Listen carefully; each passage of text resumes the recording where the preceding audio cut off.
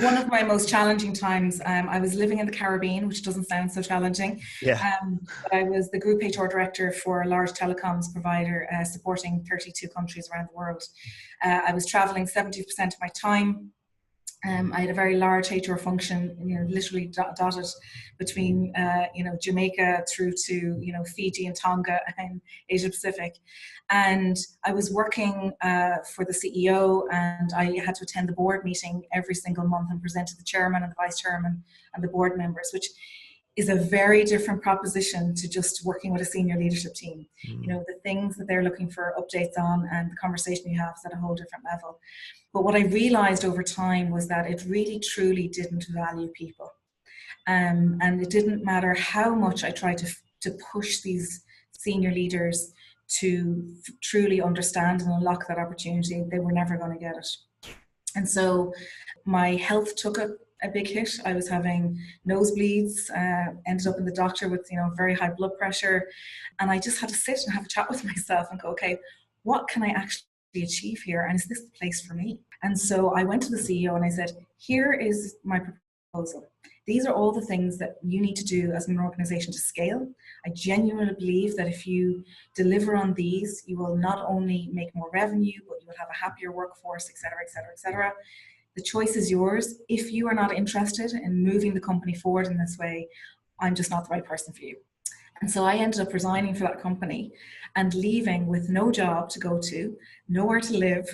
I mean, literally packed my bags, came back to Europe with my tail between my legs to some degree, and decided just to take 2 months off and just kind of rethink what I wanted for my future career. Now, I got a lot of experience, don't get me wrong. I had been working in Dell prior to that organization, and I think I learned more commercially in that job as the group director in telecoms than I did in my 5 years in Dell, just in terms of understanding the profit and loss and how to drive OPEX down, etc. But it nearly killed me.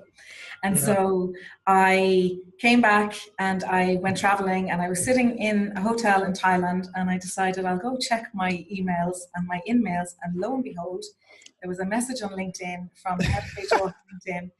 Would you be interested in a position here in Dublin? I had no intent. I'm Irish.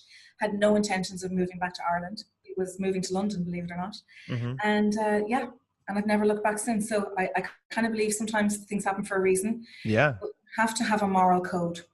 Yeah, you stood by it, and I think, and as I said, when you went in that meeting, you was like, "This is what I truly believe is in the best of the business. It's going to drive employee engagement, and of course, that's going to lead to higher revenues, etc." And if he wasn't to move, then you walked away. And it was a really hard thing to do. I was living in a beautiful part of the world, living a bit like a rock star. Tax-free earnings. It was a lot to walk away from, but I genuinely believe in having core values that you live your life by. And as a professional, I believe very strongly that they're important. Oftentimes, particularly if you go from a startup to a big company, there are moments in time where your integrity can be questioned.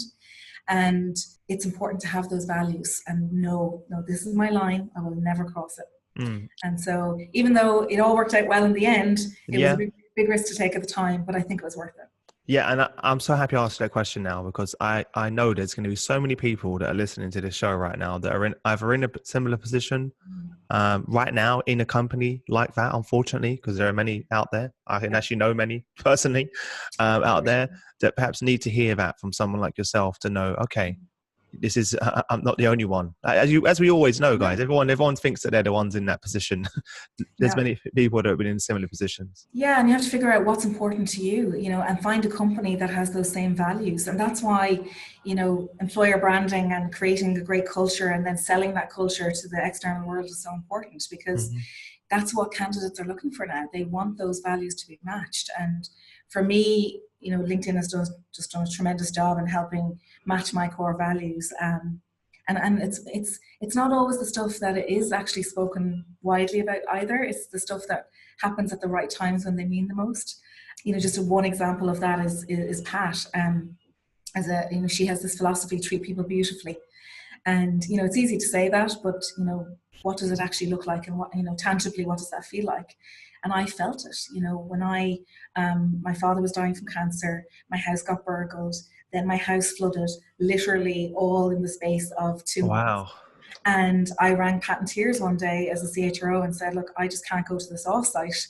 I'm literally, I've nothing left. And she said, you don't need to do a thing. I'm going to book you into a spa and I'm going to get somebody to come in, clean up your apartment, and we're going to move you. And she used the LinkedIn relocation team to help me find somewhere else to live. And like, honestly, I will never forget that. I'll never forget it. I'll follow that woman to the ends of the earth. If she asks me to go work in service now, I'll consider it. Not right now, Pat. Another few years. She's going to listen to this now and call you up and be like, she will. But it's those important moments where you really see what a company is all about, and will they really lean in and help people?